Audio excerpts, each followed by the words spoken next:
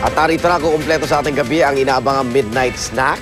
Ito, Vicky, ano ang isang native merienda sa Laguna na gawa sa galapong o yung giniling na malagkit? Alam ko na yan, favorite ko yan. At talagang hindi yan aayawan ng mga mahihilig sa matamis dahil panut siya ang espesyal nitong pampasarap. Maki-midnight snack po tayo kasama si Mikel Daez. Ang dami-dami talaga nating nahaharap na interesting na pagkain dito sa Midnight Snack. At ngayong gabi, itong pagkain na to, sa pangalan pa lang nakakaintriga na.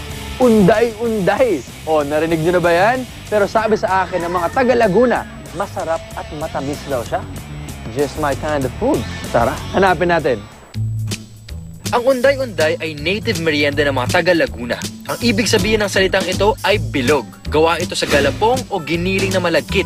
Bibilugin, ilulubog sa kumukulong gata na hinaluan ng panutsa at asukal na pula. Hinahalo itong mabuti para mag-melt siya. Yun ang sarap ng hinalo. Dahan-dahan mo siyang hahaluin.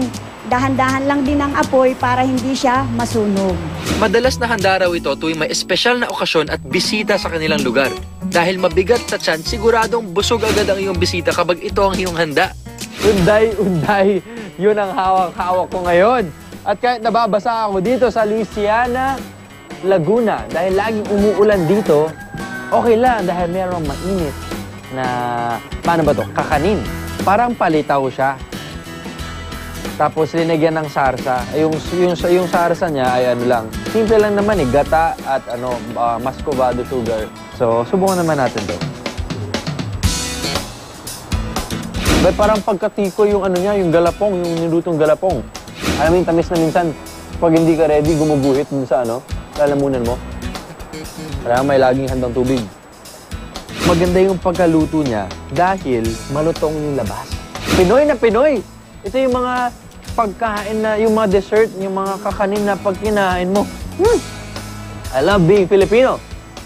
Ang pampasarap na ingredient sa unday-unday ay ang panutsa. Ito ay binuong asukal na pula. Ipinakilala ito sa atin ng mga Kastila bilang pampalasa sa kape, tsaa at sa mga pagkain. Ang Negros ang pangunahing producer natin ng asukal at iba pang produkto katulad ng panutsa. Nasa Negros kasing ekta-ektare ang sugarcane plantation na unang pinagtaniman ng tubo nang dumating ang mga mananakop. Hanggang ngayon, Negros pa rin ang inaasahan ng bansa pagdating sa asukal at panutsa. Ako po si Mikel Daez and this is Midnight Snack! At kakain kaming lahat ng unday-unday. Let's go! Okay? Sige lang!